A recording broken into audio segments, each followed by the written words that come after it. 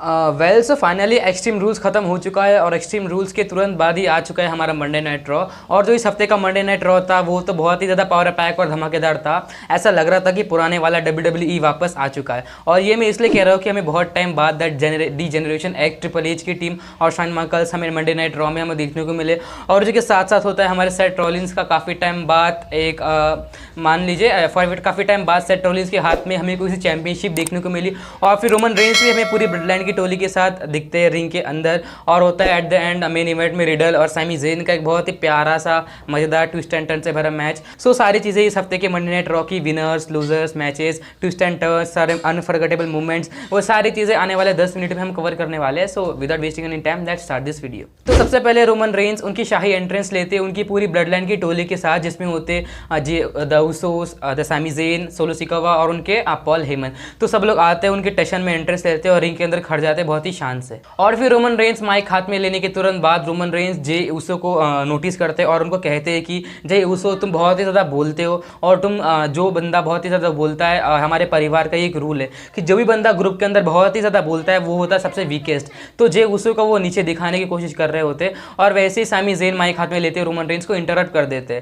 Sami Zayn जे उसो को कहते हैं कि सैमी देखो भाई जे उसो, तुम है ना ब्लड लाइन के अदर मेंबर्स की तरह कूल रहना सीख जाओ। लाइक जो हमारे अदर मेंबर्स है लाइक सोलो सिकोवा और तुम्हारे खुद के सगे भाई जिमी उसोस, उनकी तरह तुम कूल रहोगे तो सिचुएशंस हमारे अंडर कंट्रोल में रहने वाली है। और जैसे ही सैमी ज़ेन आगे बढ़ रहे होते वैसे ही अचानक से रिडल बाहर आ जाते। पता नहीं रिडल कहाँ से उनका कनेक्शन जोड़ के उनकी एंट्रेंस म्यूजिक बजती है और रिडल भी रिंग के अंदर आ जाते हैं। और रिडल माइक हाथ में लेते ही रोमन रेंस को चैलेंज कर देते हैं। मीन्स हाँ भाई माना तुमने सेथ रॉलिंस को हरा दिया एक्सट्रीम रूल्स में एक फाइट पिट मैच में, बट इसका मतलब ये तो नहीं होगा ना कि आप सीधे रोमन रेंस को चैलेंज कर दो। भाई रोमन रेंस का, रिडल का, कहाँ राजा भूज, कहाँ गंगूती ली। सो ये बात को भी ज़रा दिमाग में रखना चाहिए ना। सो रिडल डायरेक्ट रोमन रेंस को चैलेंज कर देते और रोमन्स कहाँ ये चैलेंज एक्सेप्ट करने वाले हैं, तो रोमन रेंस इस प्रस्ताव को ठुकरा देते और रिडल के वहीं पर बेइज्जती हो जाती है।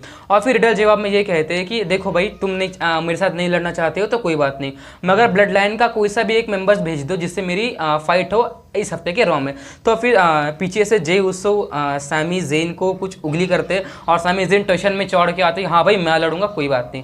और फिर सैमी ज़ेन और रिडल का मैच हो जाता है इस हफ्ते के रॉ के मेन इवेंट में और ये मैच बहुत धमाकेदार होता है। ये मैच को भी आने वाले टाइम में कवर करेंगे। सो अब आगे बढ़ते हैं। इसके बाद होता है एक singles match between the Johnny Gargano versus the mister money in the bank Austin Theory. So ये मैच में जॉनी गरगरो की जीत हो जाती है। वो एक धमाकेदार DDT लगा देते ऑस्टिन थेरी को। ये बहुत ही अच्छा मैच था जो जॉनी गरगरो ने जीत लिया। और फिर इसके तुरंत बाद हो जाता है एक और शानदार और मजेदार segment between the Rey Mysterio and the Judgment Day. तो बात कुछ ऐसी होती है कि रे मिस्टीरियो और चैट गेबल का एक सिंगल्स मैच हो रहा होता है रॉ के रिंग में और मैच हो रहा होता है। दोनों सुपरस्टार अच्छा परफॉर्मेंस करते हैं, बट एज वी नो कि रे मिस्टीरियो जरा उच्च कोटि का कलाकार है WWE के।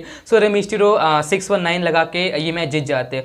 बट ड्यूरिंग दिस मैच हमें जजमेंट डे की ओर से इंटरप्शन देखने को मिलता है। जजमेंट डे की एंट्रेंस म्यूजिक बजती है और रिया रिप्ली और डोमिनिक मिस्टीरियो आ जाते हैं रे मिस्टीरियो को इंटरप्ट करने के लिए और वैसा ही वो करते हैं। But any how Rey Mysterio come back करते हैं और 619 लगा के वो ये मैच जीत जाता है। और फिर मैच जीतने के तुरंत बाद हमें रिंग के अंदर रे मिस्टीरियो के बहुत ही लाडले अच्छे बेटे जिनका नाम है डोमिनिक मिस्टीरियो वो रिंग के अंदर पधारते हैं और माइक हाथ में लेती वो रे मिस्टीरियो को बोलते हैं कि देखो पापा जी, जिससे पहले कि मेरे दोनों बड़े भाई यानी जजमेंट डे के अदर मेंबर्स फिन बैलर्स और डेमियन प्रीस्ट आ जाए उससे पहले आप मेरी पुंगी बजा दो, क्योंकि अगर वो आ जाएंगे तो फिर मैं आपकी धुलाई कर दूंगा। बट एज वी नो कि बाप तो बाप होता है। रे मिस्टीरियो हमेशा ही उनके बेटे डोमिनिक मिस्टीरियो को छोड़ देते और फिर इसी का फ़ायदा उठाया जजमेंट डे के मेंबर्स ने और फिर फिन बैलर और डेमियन प्रीस्ट आके रे मिस्टीरियो की पुंगी बजाते और रिंग के बीचों बीच उनको ढेर कर देते। और फिर जैसे रे मिस्टीरियो उठते कम बैक करते, बट एनी वैसे उनको धड़ात से एक क्लोथ लाइन लगाते थे उनके बेटे डोमिनिक मिस्टीरियो को और वैसा उनका सिलसिला चल रहा होता है। और फिर रे मिस्टीरियो को इन लोग अच्छे से खर्चा पानी दे के बाहर कर देते हैं रिंग साइड में।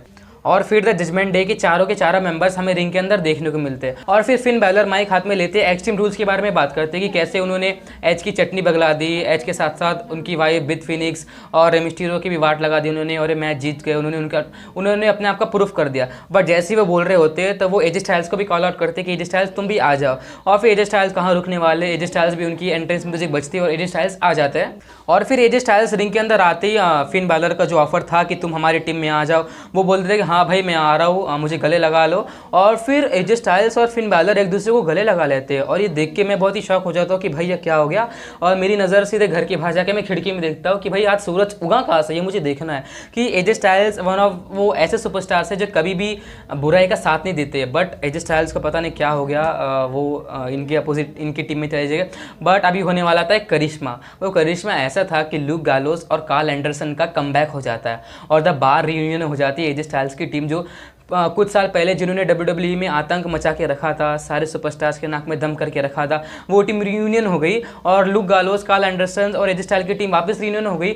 और द जजमेंट डे की उन्होंने इतनी बुरी तरीके से वाट लगाई है ना, मैं जजमेंट डे को अच्छे तरीके से पता चल गया होगा कि यहाँ का कौन बाप है, यहाँ किसकी चलती है। तो जजमेंट डे को शायद से ये बात बहुत ही समझ आ गई होगी बहुत ही अच्छी तरीके से। इसके तुरंत बाद हमको एक वुमेन डिवीजन का एक मैच देखने को मिलता है between the Bayley and the Candies. And as we know कि बेली के एक दिन पहले ही एक्सट्रीम रूल्स में एक बहुत ही धमाकेदार मैच हुआ था अगेंस्ट ब्लैंका ब्लेयर। तो वो ये मैच में बहुत ज़्यादा टायर्ड दिख रही थी और उसी के चलते हुए बेली ये मैच हार जाती है कैंडीज से। अब बट जैसे कैंडीज जीत के रिंग छोड़ के जा रही होती है बैक स्टेज, जैसे वो जा रही होती है वैसे ही पीछे से बेली के टीममेट्स ये उस काय एंड डिकोटा काय आ जाते और कैंडीज के ऊपर अटैक कर देते और वो कैंडीज को मारते हुए रिंग के अंदर ले जाते, वहाँ उनके अच्छे से धुलाई करते, खर्चा पानी देते। बट जैसे वो मार रहे होते हैं वैसे ब्लैंका ब्लेयर आ जाती है उनको बचाने के लिए, बट ब्लैंका ब्लेयर भी कहाँ बच पाती है, वो भी इनके हाथ से धुल जाती है और वैसे ये सेगमेंट खत्म हो जाता है। और इसके तुरंत बाद हमें एक और बहुत ही फनी सेगमेंट देखने को मिलता है जो कि हमारे हीरो है द मिज, उनका एक सेगमेंट देखने को मिलता है। तो बात ऐसी होती है कि द मिज उनका बर्थडे सेलिब्रेट कर रहे होते हैं रॉ में। सो फिर मिज उनका बर्थडे सेलिब्रेट करने के लिए उनके एक शाही एंट्रेंस लेते हैं और हाथ में होता है उनके बहुत ही लंबा चौड़ा उनका बेसबॉल बैट जो कि उनको गिफ्ट दिया होता है मरीज के द्वारा, जो कि होती है उनकी वाइफ। सो उस बैट पे मरीज का स्थान दिया होता है द मिज की वाइफ का। और फिर मिज रिंग के अंदर आते हैं, रिंग के अंदर केक्स होता है, एक बॉक्स होता है, बॉक्स के साथ साथ एक जायंट बॉल्स का पैर्स होता है जो मरीज ने मिज को गिफ्ट दिया होता है। और फिर जैसे मिज बॉक्स खोलने जाते हैं वैसे मिज के एक बहुत ही खास दोस्त जिनका नाम है डेक्स्टर लुइस, वो बॉक्स के अंदर से निकल के आ जाते हैं एक चमगादड़ की तरह। जैसे सांप अपने बिल से कैसे बाहर निकलता है वैसे डेक्स्टर बॉक्स के अंदर से बाहर आते हैं और ऐसे देख रहे होते हैं। और जैसे वो बाहर आते हैं वैसे बेसबॉल बैट से द मिज की धुलाई कर देते हैं और फिर मिज और उनकी वाइफ ऐसे बचते बचाते रिंग छोड़ के भाग जाते हैं। और फिर डेक्टर लुइस केक कट करने से पहले जायंट बॉल को फोड़ देते हैं और फिर मिस का जो बर्थडे पार्टी होती है वो पार्टी को अच्छे से पार्टी कर देते हैं और मिस का जो सपना है वो हमेशा सपना ही रह जाता है। पर पता नहीं ऐसा क्यों होता है, जब भी मिस कुछ अच्छा चीज़ें करने जा रहे होते हैं कोई ना कोई उनके रंग में भंग मिला देता है। बट आई वी होप कि ये सिलसिला बहुत जल्द खत्म होगा। और फिर इसके बाद हमको एक मैच देखने को मिलता है, ओमोस कुछ लोकल कंपिटिटर्स से भिड़ रहे होते हैं जिनका नाम होता है द डेवलपमेंटल टैलेंट, उनके साथ उनका मैच हो रहा होता है और फिर ओमोस उनको ईजिली डिफीट कर देते हैं। और फिर इसके तुरंत बाद हमें रिंग के अंदर बॉबी लैशली देखने को मिलते हैं और बॉबी लैशली एक्सट्रीम रूल्स में भी उन्होंने उनका टाइटल रिकवर कर लिया, उनका टाइटल उन्होंने रिटेन कर लिया एक्सट्रीम रूल्स के अंदर भी।